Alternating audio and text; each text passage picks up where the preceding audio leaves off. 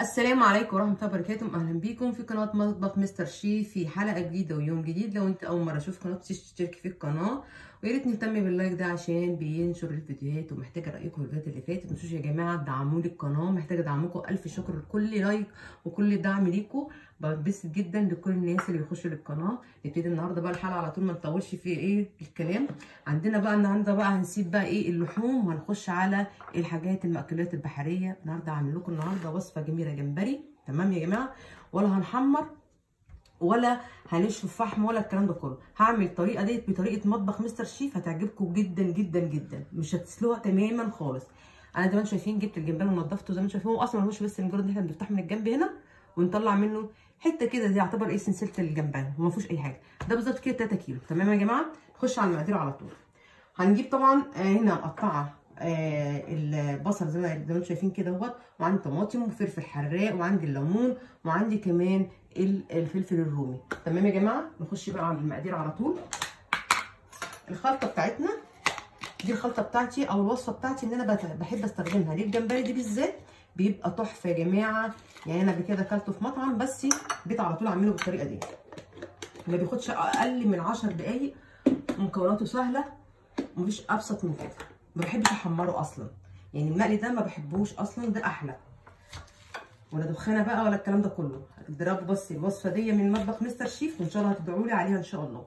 كده حطينا فلفل اللي هو المهروس الاحمر، وعندنا اهو الثوم. لو انت ما عندكيش ده كله هتضربيه في الخلاط بس او في الكب قصدي، معلش.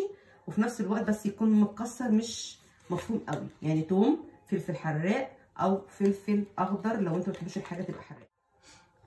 تمام كده يا جماعه. فانا حطيت كده يعتبر معلقتين زي ما انتم شفتوا توم مهروس، وكمان الهريسه الشطه اللي احنا حاطينها. تمام. هنحط كمان 7 بهارات، وهنحط كمان اهم حاجه الكمون، نزود فيه الكمون. تمام يا جماعه. هنحط كده معلقتين حلوين كده، ان الكمون طبعا بيدي ريحه حلوه قوي للاسماك بالذات. وعندنا هنا هو جنزبيل مفروم او بودر بمعنى اصح. تمام. ومعلقه كبيره برضك من الكزبره اهي، معلقه كبيره كده حلوه. وكمان معلقه باربيكيا باودر. وكمان عندنا فلفل اسمر معلقه كبيره كده حلوه. تمام. وعندنا عصره ليمونه حلوه كده تتحط كده مع الخليط بتاعنا الجميل ده. تمام يا جماعه، حاجه كده عظمه يا جماعه والله. هتشوفوا بصي، مش هقول لكم غير اما تجربوا الوصفه اللي انا هعملها دي ان شاء الله هتعجبكم. تمام كده يا جماعه. اهو عصرنا كده ليمونه كبيره. ما عندناش ليمون، بس هو لازم طبعا يكون في ليمون. ما عندناش ليمون يبقى ممكن خل. تمام كده. انا نسيت الملح. هنحط كده 3 معالق ملح وحسب الرغبه. اهم حاجه زي ما قلت لكم الاسماك بالذات طول ما يكون الملح بتاعها قليل ما بيبقاش لها طعم. وانا بقى لي فتره الصراحه ما عادش الاكل يطلع معايا دي عليه. ما علينا. هنقلب بقى المكونات بتاعتنا زي ما انتم شايفين كده اهو كده. تمام يا جماعه، حاجه سهله وبسيطه جدا اهو. دي تتبيله الجمبري بتاعي. تمام كده، تمام قوي كده. نركن بقى التتبيله كده على جنب، وهنجيب الصينيه اللي انا هستخدمها نحطها جوه الفرن. انا هدخلها جوه الفرن زي ما هي اهو. انا عشان كميه كبيره فهستخدم الصينيه دي. تمام كده. هحط بس شويه كم واحده بصله كده في القاع بتاع، وكده كم واحده طماطمايه والفلفل الرومي. يعني مش هنكتر، لان عايزه ان كل حاجه تخش ببعضها زي ما انتم شايفين كده. تمام كده. وهنجيب بقى الجمبري بتاعنا نرصه بالطريقه دي، سهله او بسيطه. يعني زي ما بقول لكم كده من الاخر، هتنضفوا الجمبري وارموه زي ما انتم شايفينه كده. انسي بقى اي طريقه تانية، الريحه هتخليكي في حرفيا تجوعي. انا بسم الله ما شاء الله جايبه كميه كبيره عشان خاطر الاولاد، وهعمل جنبها شويه رز صياديه. تمام اهو.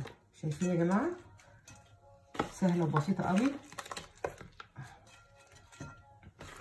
حاجه حلوه. شايفين اهو. انا لسه بقى نحمر ونقشر ونعمل، لا الوصفه دي تحفه. خلاص كده، خلاص كده. جيب بقى المكونات بتاعتها. هنعمل بقى؟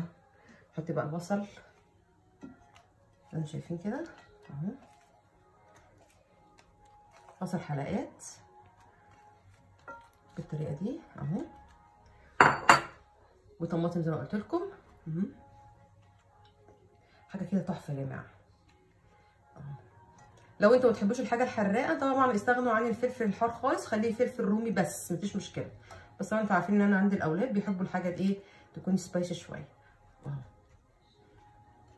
حاجات عشوائيه كده بحطها مش راس بس عشان تدي طعم، وفي نفس الوقت بتدي شكل كده للاكل، وفي نفس الوقت ايه الحاجات دي كلها بتخش ببعضها بتخلي الصينيه اللي انا محتاجاها تبقى تحفه.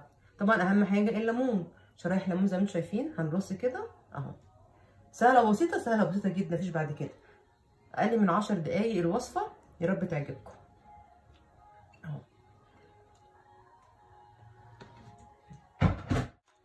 هنا يا جماعه حطيت شويه خل زي ما انتم شايفين كده اهو، الخليط بتاعنا الجميل اهو. هنبتدي بقى ان احنا نسقي كل اللي احنا عملناه ده كده اهو بالطريقه دي. كده هنسيبه طبعا كده هنسيبه، ندخله بس كده هو زي ما هو كده بحبه الحوارات اللي احنا عملناها الجميله دي، وندخلها جوه فين؟ جوه الفرن.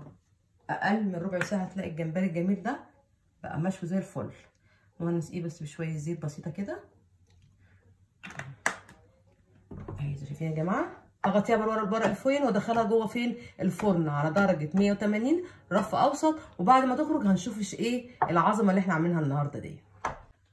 خرجنا خلاص زي ما انتم شايفين الجمبري من الفرن، شايفين عامل ازاي؟ لازم اوريه لكم يا جماعه عشان ايه تشوفوه.